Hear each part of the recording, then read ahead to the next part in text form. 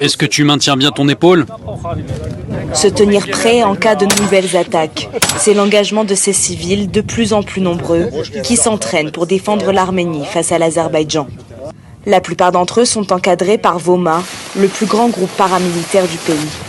Aram, 18 ans, n'attend qu'une seule chose, être envoyé au front.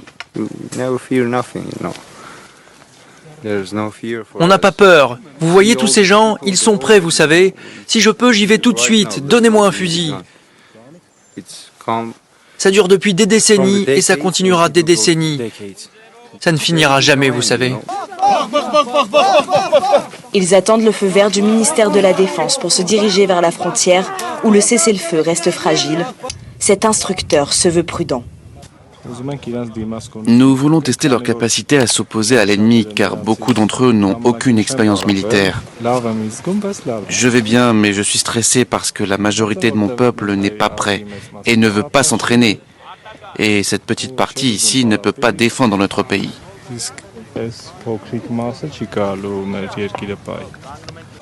À Yerevan, Voma ouvre ses portes à tous les citoyens volontaires pour s'entraîner, maniement des armes, gestes de premier secours et organisation de l'acheminement de l'aide destinée aux combattants.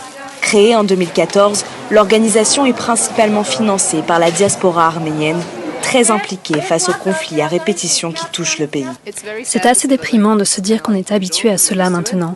La diaspora, particulièrement les jeunes qui sont pleins d'énergie, qui ont des connexions, des talents, connaissent plusieurs langues, tous devraient être là et devraient faire autant qu'ils peuvent. Depuis l'offensive azerbaïdjanaise du 13 septembre, ils sont des centaines à rejoindre les entraînements chaque soir. Vous mettez le chargeur comme ça et vous vous couchez en même temps, compris? Dans toute l'Arménie, il devrait y avoir plus de groupes comme celui-ci. Il faut qu'il y en ait plus, mais il faut aussi que les Arméniens soient physiquement prêts à se battre. Craignant un basculement vers une guerre totale, ces Arméniens ne comptent ni sur l'aide internationale.